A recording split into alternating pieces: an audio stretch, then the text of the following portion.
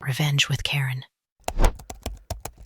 I was elbows deep in a half-broken Keurig, trying to unclog the damn thing with a bent paperclip, when my manager walked in and said, "The client wants to pull the contract unless someone explains the onboarding matrix in 5 minutes."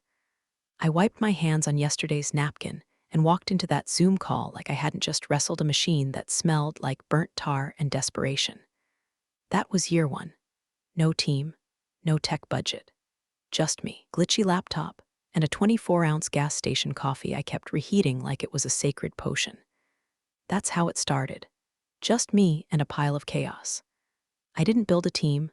I patched one together with duct tape, charm, and enough caffeine to make a raccoon nervous. Hired my first rep, a guy named Manny who had zero SAW experience but could talk a nun into buying TikTok ads. Closed our first client on a Saturday night while standing outside a Chili's because it was the only place with decent Wi-Fi.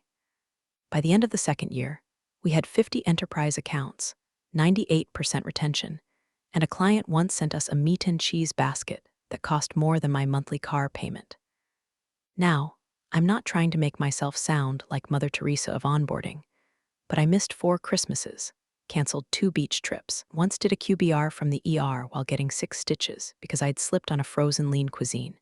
I loved it, though, the grind, the rush, the cracked-out satisfaction of fixing something everyone else had screwed up.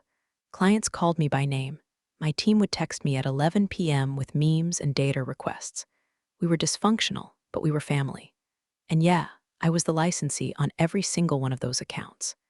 See, back then, company didn't have a centralized compliance structure, just a messy portal and a you-figure-it-out approach from legal. So I figured it out. I got my license, filled out every form, dotted every damn I. Nobody else wanted to deal with it. I owned it. Literally. Every contract bore my name in ink. No one cared until they did. Speaking of things that people forget to care about, 95% of y'all listening haven't hit the subscribe button yet. Yeah, with the earbuds in and that reheated office lasagna on your desk. Don't be like legal. Pay attention before it's too late. Hit subscribe, maybe tap like too. It means a lot to the team making sure these stories don't get buried under cat videos and unboxing clips. Anyway, where was I? Right, we were humming. Our numbers climbed quarter after quarter. My team grew from 1 to 10. We had our own Slack channels, running jokes, even a busted lava lamp we called the morale monitor. Clients asked for us by name. Execs started looping me in on deals early, hoping I'd do my Barbara magic. I was tired all the time, but it was a good kind of tired. Like end-of-the-road trip tired, where your back hurts but the playlist was worth it. But here's the part they don't tell you about. When you build something too good, someone in a blazer you've never seen before shows up with a clipboard and starts poking at it like it's theirs. The board shuffled. A new VP came in. Her heels clicked louder than her credentials. Her smile said team player, but her eyes said hostile takeover. At first, it was just strategy meetings I wasn't invited to. Then it was questions about streamlining and fresh energy. I knew what was coming. I've seen enough Discovery Channel to know when a gazelle's about to get eaten. But I didn't panic. I just kept showing up. Took notes, documented everything, drank my coffee like it was war paint. Because deep down, I knew something none of them had even thought to check. The license. Lauren showed up with a grin that said, "I've already picked out my office furniture," before she'd even learned where the bathrooms were. Parachuted in straight from a failed crypto startup, wrapped in buzzwords like synergy and growth mindset, she walked through our floor like she was shopping for a soul to step on. First meeting, she kicked it off by calling our top 3 clients mid-tier revenue anchors and mispronounced 2 of their names. I gave her the benefit of the doubt. Maybe she was just nervous. Maybe her brain was still rebooting from whatever startup acid trip she'd been on before this. But then came the second meeting. He pulled me aside afterward and said, "Barb, I'm going to need you to align under the new leadership structure. No more cowboy systems. We're building process now." Cowboy systems. She meant the infrastructure I built from scratch while surviving on vending machine almonds and broken promises. I smiled, nodded, and told her I'd get right on that. Then I went back to my desk and silently added a line to my notebook. Lauren equals no product knowledge, no concept of client lifecycle. Believes morale can be measured in Canva slides. A week later, she introduced Courtney. "This is my girl," she beamed, arm hooked around a woman in sky-high heels and an outfit so aggressively beige it made the office walls look spicy. Court's gonna help us shake things up. New strategic direction. Strategic direction, my ass. Courtney had the vacant smile of someone who thought B2B was a vitamin. First interaction. She asked if our clients could just use ChatGPT to automate onboarding. Second interaction. She asked me how long it would take to merge all the contracts into one big document to save paperwork. I looked at her like she just asked if we could fax her the blockchain. Still, I kept it cordial. I showed her our compliance tracker, the licensing portal, the renewal calendar, all the things that kept our contracts enforceable, billable, legal. Every time I tried to explain something, she'd cut me off with a giggle and say, "I'm more of a big picture girl." Well, sweetheart, the big picture is you're flying a plane with no landing gear. Lauren started pushing Courtney into more meetings, more decisions. Suddenly, she was shadowing client calls, sitting in on vendor negotiations. She chimed in once during a renewal call to ask if we really need all these bullet points. The client's silence on the other end was louder than any slap I've ever heard. I apologized, smoothed it over, and took the blame, because that's what you do when you care more about the relationship than your own ego. Then Lauren scheduled a realignment meeting. Just the three of us. She started with, "Barb, you've built something solid, but it's time to elevate." I knew what that meant. Elevate is HR code for evacuate. Courtney chimed in with her favorite empty phrase. "We're not replacing you, we're just rethinking roles." They wanted me to shift into strategic support. No reports, no clients, no decision-making, just support. A rubber stamp with a pulse. I asked, "So who's taking over the client portfolio?" Lauren smiled too wide. "Courtney will handle day-to-day, but obviously will lean on your historical knowledge." I laughed, not loud. Just a soft, broken chuckle that smelled like burnt bridges and microwave dignity. They wanted the engine without the engineer, the legacy without the liability. So I agreed, smiled, nodded, said I was happy to help.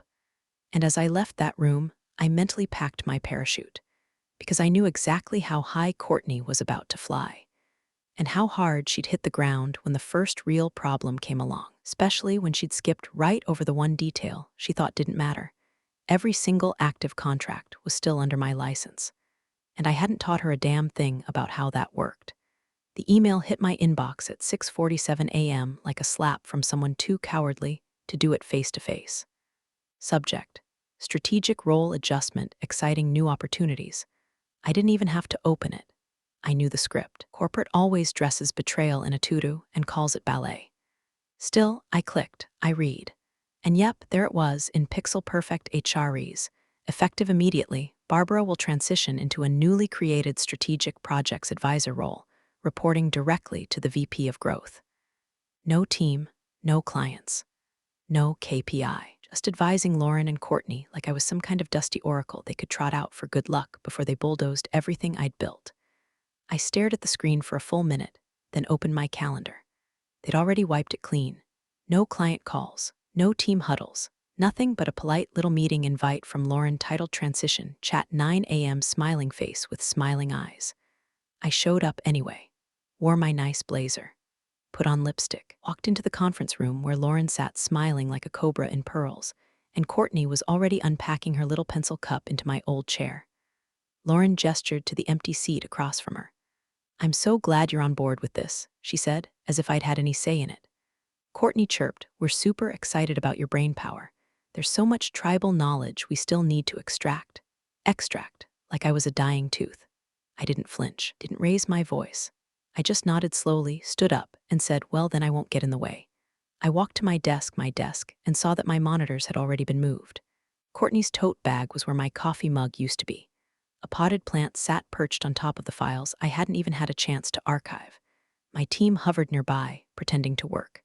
I could see it on their faces, confused, worried, powerless. Manny looked like he wanted to say something, but all he managed was, "Is this permanent?" I gave him the same smile I used to give clients when the system went down and I didn't have a timeline. "We'll see." I packed up my personal files, just the real ones. Printed emails, audit logs, notes on licensing chains and contract cycles. All of it went into a plain black folder. No drama, no tears, just insurance. Then I unplugged my charger, shut the company laptop, and walked it to Lauren's office. She wasn't there, so I left it on her desk. Right on top of printout titled Courtney's 30 to 60 to 90 plan. Let her have it. Let them both have it, but I did not transfer credentials. No emails forwarded, no calendar handoffs, no notes about account history. Most importantly, no updates in the licensing portal. Every active contract still bore my name. Every renewal, every compliance checkpoint, every escalation, legally tied to me. Only me? I logged out of the portal, disabled auto login, closed the browser. Then I walked out of the building with the kind of eerie calm that only comes when you know exactly how this is going to end and you're the one holding the fuse. They thought they were erasing me, replacing me with a LinkedIn quote in heels and a Canva pitch deck. But what they didn't realize was that they were gutting the machine and leaving the wiring intact, still routed through one name. Barbara L. Shaw, and she hadn't signed a damn thing to let go. I spent the next 3 weeks in a corner cubicle the size of a broom closet with a flickering light and a desk that wobbled when I typed too hard. They called it the strategic pod. I called it what it was, corporate purgatory.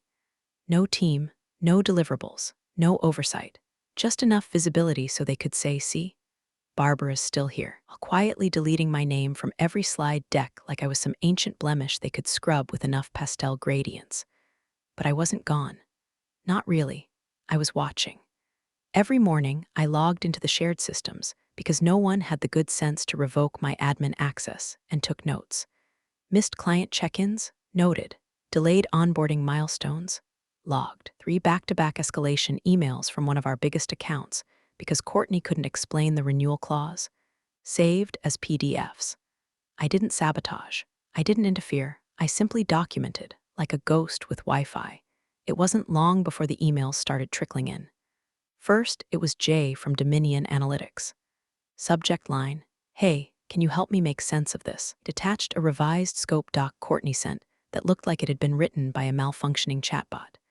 I replied politely that I was no longer the point of contact and that he should refer questions to the assigned lead. Second was Marcy from OpssureX. "Is there any way you could jump on a quick call? Courtney doesn't really get our infrastructure. She told us we could just upload everything into Google Drive." I didn't take the call, just responded with, "Please refer to the current compliance officer on record." Short, polite, legally accurate. But behind that calm tone, something inside me simmered. Not just anger, betrayal. I'd sacrificed birthdays, anniversaries, my damn rotator cuff for these clients.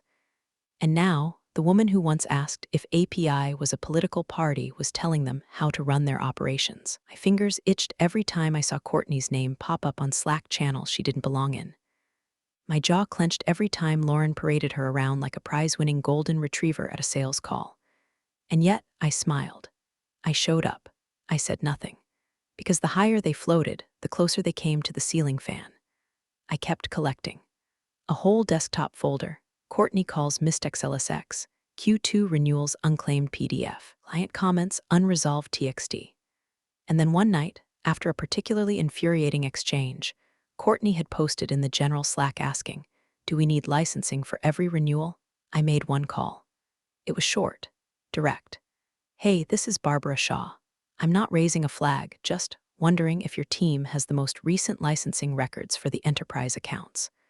Wouldn't want there to be a mismatch come audit time." Voice on the other end belonged to Tom Miller, the third-party compliance auditor our company paid to run quarterly contract checks. We'd worked together for years. He paused, then said, "That's a good question.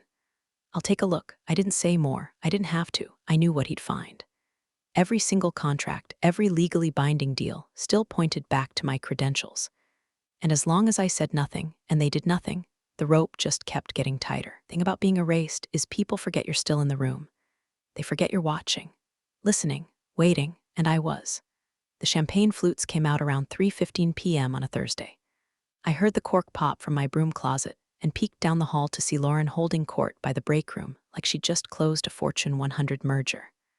Courtney stood beside her, grinning like she'd discovered electricity, proudly announcing they'd landed Kelprin Tech, a notoriously high-maintenance client with a reputation for legal stickiness and brutal procurement timelines. Someone had printed a cheesy banner that read NEW, ERA New Clients, New Energy. I watched from behind my coffee mug as confetti rained down over people who had no idea what the hell they'd just stepped into. Kelprin wasn't just any whale. were the kind that swallowed vendors whole and spat out NDAs that could give a paralegal vertigo. I returned to my desk, refreshed the contract system, and sure enough, no signature, no license transfer, no onboarding credentials logged, just a draft agreement floating in limbo with my name still tagged in the metadata like a ghost at the wedding. 2 hours later, legal sent an email. Subject, Kelpern Agreement, missing license authorization body. Hi all, please confirm who the registered compliance officer is for this contract. It still lists Barbara Shaw as primary. We'll need updated credentials or her countersignature before we can proceed. I read that one 3 times, slowly, like sipping a good whiskey. Then I minimized the window and went back to my notes. 20 minutes later, Courtney pinged legal back with false bravado. Hi, you've transitioned everything internally. I believe Barbara's credentials are sunset. Should be all cleared, sunset, like I was a subscription or a Yahoo email account. Legal replied with the kind of deadpan dread only a corporate lawyer can summon. Please provide documentation of the new licensee registration, state board confirmation, and portal update reflecting the change. As of this morning, all 50 enterprise contracts still list Barbara Shaw as the compliance license holder. Lauren didn't respond, not directly, but she popped her head into my little cell around 5:10 with a tight-lipped smile and a tray of leftover cupcakes. Big day, huh? She said, handing me one like I was a child left out of recess. It's a new era. Things are shifting fast. You feel it? I looked her dead in the eyes and said, I feel something, all right. She left before I could peel the wrapper. The next morning, the announcement came. Q2 compliance audit scheduled review begins next Friday. It landed like a thunderclap in every inbox. Quarterly audits weren't new, but they were rarely thorough unless something looked off. And oh boy, things were about to look very, very off. I imagined Tom, the auditor, reading through the system logs, cross-referencing names, realizing the entire company was operating like a stunt plane with no wings. At the leadership sync that afternoon, Lauren brushed it off. These audits are basically checkbox exercises, she said, waving her perfectly manicured hand like she was swatting a gnat. Just make sure your house is in order and don't stress. We've got everything documented. Courtney nodded along, clueless as ever. We're totally compliant. I mean, we updated the branding on the contracts. I nearly choked on my gum. See, they changed the colors, the fonts, even slapped a new mission statement on the footers, but they never touched the actual contract fields, never updated the license portal, never reassigned signature authority. And now, the compliance team was sharpening pencils and printing red pens.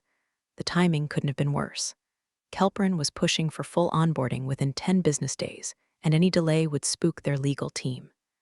Meanwhile, other clients had started asking questions about billing terms that didn't match their original agreements because, surprise, Courtney was improvising clauses like she was playing jazz with a stapler. I sat back in my chair, let the chaos swirl, and took another note in my log. 5/12 new contract unsigned. Legal flagged. Courtney fumbled. Audit approaching. Watch for collapse within 3 weeks. Lauren thought she was building a monument. She didn't realize she'd laid the foundation in sand, duct taped the windows, and forgotten the structural support. And I had the deed. The first ping came from a familiar name, Craig from Hillworth Systems, a client I'd onboarded personally during a snowstorm with a backup generator and a hotspot taped to my car window. His message was short but telling. Hey Barbara, hate to bug you, but we're getting weird invoices. Different tax codes. Can you help? I stared at the screen for a moment, reread it, and sighed. Craig wasn't trying to stir the pot. He was trying to keep his job, but I'd made a decision weeks ago, no interference, no rescues, so I typed the same line I'd sent to the last 4 inquiries. Please refer to the licensee on file for your account. Polite, professional, legally bulletproof. But under the surface, I wanted to scream, because I knew exactly what was happening. Courtney had no idea how to process international billing. She was likely copy-pasting from old templates and crossing her fingers. I could already picture the Excel sheet she was probably mangling, renaming columns like tax thingy and sending them straight to AP. By the end of the week, I'd gotten 6 more messages. Opturex flagged a missing onboarding call. Nexium Health asked who approved their SLA revisions. One client just sent a screenshot of Courtney's out-of-office reply and wrote, "Do you know someone else we can talk to? She keeps calling our CTO the tech guy." Again, I replied with a single line. At headquarters, Things were beginning to bend under their own weight. Someone in ops must have finally dug into the back-end systems because whispers started bubbling up in Slack channels and whispered hallway convos. Wait, did you know Barbara's still listed on all our deals? I thought she stepped down. I thought she was gone. Nope, she's still the licensee. Check the portal.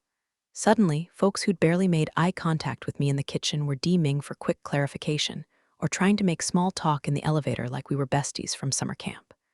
One junior account manager came by my desk with a donut and a shaky voice. Hey Barbara, just wondering, when does a license transfer usually happen? Like, legally speaking, didn't look up when it's filed and confirmed and approved by the board and reflected in the state register. Oh, she said, right? Yeah, thanks. The donut stayed on my desk. I threw it out an hour later. Upstairs, Lauren was too busy updating her LinkedIn headline to transformational leader disrupting client engagement to realize her house of cards was already listing. Meanwhile, Courtney was spinning, sending out policy updates that contradicted client contracts, holding training sessions that made interns cry, and doubling down on phrases like agile synergy to mask the fact that she didn't know a compliance matrix from a Sudoku puzzle. And then came the big one. An internal memo, leaked by a sympathetic soul, circulated among leadership. Preliminary license audit all enterprise accounts still registered to Barbara Shaw. No transfers or amendments on file. Potential contractual risk, if not remediate, before Q2 audit finalization. It was like someone had thrown a Molotov cocktail into the legal department. Suddenly, the same people who'd nodded through Lauren's new energy campaign were panicking in group chats, asking for screenshots, portal access, and status updates. Meanwhile, I kept working quietly at my consulting gig across town. Nothing flashy, just project work for a boutique firm. 3 clients, flexible hours, a corner desk with a plant that wasn't dying. My phone buzzed here and there, another confused message from a stranded client or a bewildered analyst. I never broke the script. Please refer to the licensee on file. It became my mantra, my shield, my warning. Because the truth was, they'd built their empire on scaffolding I still controlled. And now, with the audit clock ticking and the contract foundation cracked and groaning, it was only a matter of time before someone realized. The whole damn thing was one email away from collapse, and I'd already written it. The boardroom was booked for 9:00 a.m. sharp. Full compliance review. Attendance mandatory for all department heads. Outside counsel dialed in. The third-party auditor, Tom, in his ever-wrinkled gray blazer, sat at the far end of the table flipping through a thick binder with the casual dread of a man who's about to drop a grenade and then politely excuse himself for lunch. I wasn't there, didn't need to be. My name was already sitting in every folder, every system field, every legal footnote that mattered. Lauren arrived late. Courtney followed, visibly sweating through a blouse that probably cost more than my entire wardrobe. The CFO brought 2 tablets and a stress ball. HR showed up with a smile so fake it might have been screen printed. And legal, well, legal had that pale, shaky look reserved for people who have just realized they're standing on a minefield, holding a lit cigarette. Tom adjusted his glasses, cleared his throat, and began like he was reading from scripture. Per your submitted filings and the data available in the compliance portal, all 50 active enterprise contracts are currently registered under the personal compliance license of Barbara L. Shaw.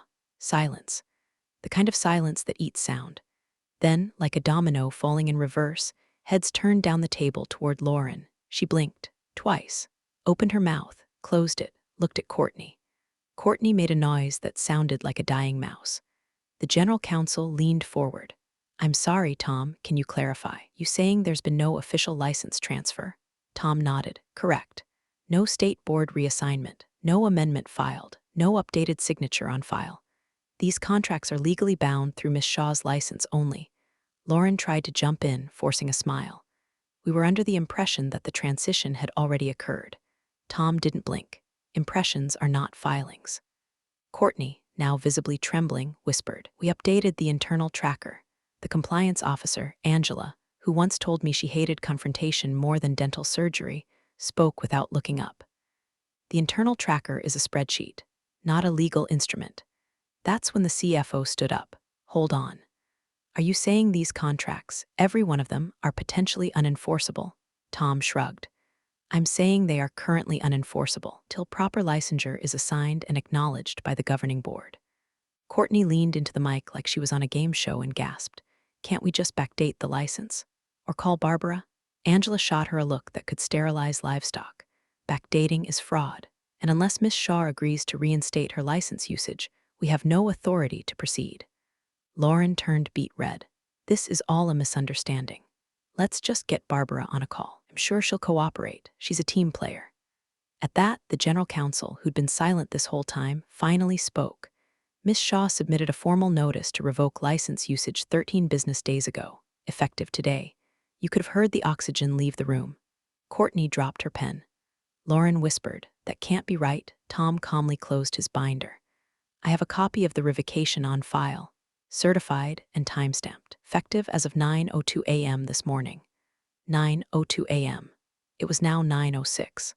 The contracts were dead in the water, clients unprotected, services invalid, invoices floating in legal purgatory. Every executive in that room was suddenly neck-deep in a mess they hadn't seen coming because they were too busy playing house with vanity hires and branding decks. And I was sitting on my porch with a glass of iced tea, watching birds fight over a crust of bread when my phone buzzed. Unknown number, straight to voicemail. 10 seconds later, an email landed in my inbox. Subject, urgent, license reinstatement request. I didn't open it, just smiled. Because in that boardroom, under the hum of recycled air and the soft panic of collapsing reputations, the clock had finally struck 0. And the only name left standing was mine. By Monday morning, the dam broke. Kelprin Tech, remember them? The golden goose of Lauren's new era, sent a formal termination notice citing licensing irregularities and non-binding contractual state. Their procurement lead didn't even bother with a call. Just a curt email, CC'd to legal and half the board, closing with, "We do not enter partnerships built on procedural incompetence." That was the signal. Like sharks catching a drop of blood in the water, the other clients followed. By noon, Dominion Analytics requested a full refund for Q2. Opturex paused all active work streams. Nexium Health demanded a third-party audit. Within 48 hours, 7 enterprise clients had either frozen payment or begun formal exits. Legal was drowning in red lines and apologies. Operations started triaging accounts like battlefield medics, except there weren't enough tourniquets, and the bleeding was everywhere. Inside the building, panic roosted. Oren tried to posture at first, called a division-wide all-hands, where she assured everyone that contingency planning is part of any agile operation. She used words like pivot and temporary turbulence while standing in front of a slideshow that looked like it had been made in PowerPoint by a caffeinated intern. Nobody bought it. Half the staff was already updating their resumes mid-meeting. Behind the scenes, she threw Courtney under the bus so hard, left a Courtney-shaped dent in the asphalt. She was in charge of the transition, Lauren told the board. I was relying on her updates. Courtney, to her credit, or lack thereof, fumbled a counteroffensive. I asked Lauren multiple times for approval to submit the license amendments. She said we had more important priorities. Legal didn't care who lit the fire. They just wanted to know why the alarms were turned off. The board held a closed-door emergency session. 2 hours later, an internal memo hit every inbox. Effective immediately, the Client Success Division under VP Lauren Gates is to be dissolved. Transition planning will be coordinated through HR and legal. Courtney was let go quietly that afternoon.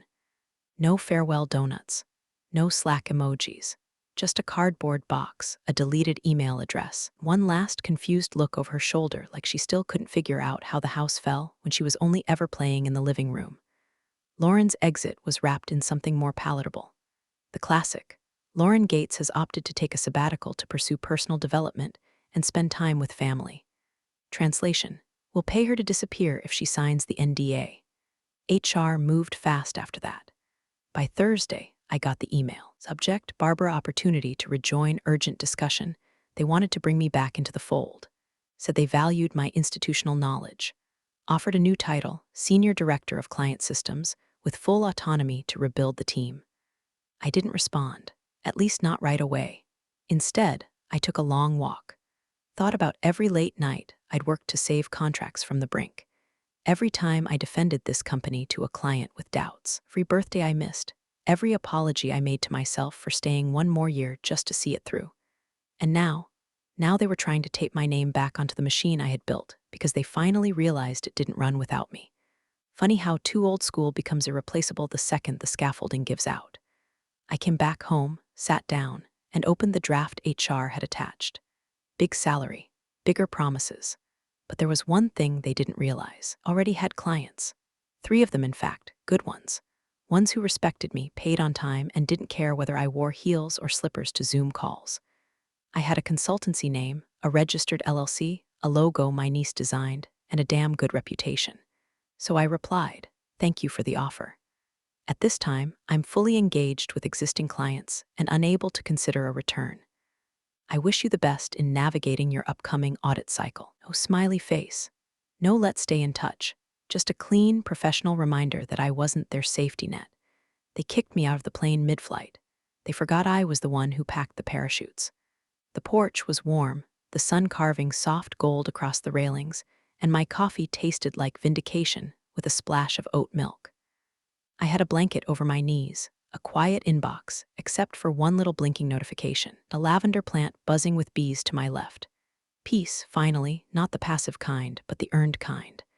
The kind you buy with late nights, silent sacrifices, and the patience to outlive the storm. The laptop chirped. New email from legal. Subject, urgent. License reinstatement request. I didn't open it right away. Just stared at the subject line and let the irony soak through my skin like sunlight. It was the same firm tone they'd used years ago to notify me of a strategic shift. Same caps lock urgency. But now, instead of shoving me out the side door with a plastic plaque and a stale cupcake, they were begging me to come back and hold their walls together. Too late. I took a sip of coffee and smiled, because this wasn't spontaneous chaos. This wasn't luck. This was orchestration. See, when Lauren demoted me and Courtney slid her beige briefcase into my desk, I didn't yell. I didn't threaten. I just smiled and went home that night, dug through my original onboarding paperwork, and found the clause I remembered signing, but no one else ever read. Section 7.3, License Utilization and Termination, writes buried deep in the appendix, right after the boring indemnity section and before the optional arbitration clause. It stated, clear as day, I had the right to revoke license usage across all associated contracts with 14 days written notice, provided no formal transfer of duty had been submitted. Guess what hadn't been submitted? No amendment, no transfer, no update in the portal, not even a basic change request. So the same day I was handed a cupcake and a corporate shove, I sent the letter. Certified mail, time-stamped, notarized, filed under the radar. 14 business days. Exactly, I didn't gloat. I didn't warn them. I let them celebrate their new era, build their deckhouses on sand, and pop their cheap champagne while the tide crept in. And now here they were, scrambling, begging, but I wasn't theirs anymore. I had something better. I'd taken 3 of our biggest clients, the smart ones, the respectful ones, when they called after the collapse and said, "If you're leaving, we're going with you." My consultancy was already humming. Streamlined, oh corporate sludge. Just clean work, clear communication, and zero tolerance for nonsense. I wore hoodies, charged what I was worth, and scheduled calls around dog walks. Freedom tastes better than any catered lunchroom salmon. They wanted me back now, after ghosting my worth, after stuffing their golden parachutes and jumping from the plane they set on fire? No, absolutely not. I finally opened the email, skimmed through the lawyerly desperation. Phrases like temporary reinstatement, reputational urgency, and we can expedite compensation. I closed the laptop, took another sip of coffee. The sun broke fully across the porch. A breeze rustled the lavender. And I whispered, barely loud enough for anyone to hear, except maybe the ghost of every woman who's ever been told she's replaceable. Find your own license. Big thanks, you legends of the old office days. Subscribe to keep the switch-flicking chaos alive. Your ex-boss is shaking in their loafers.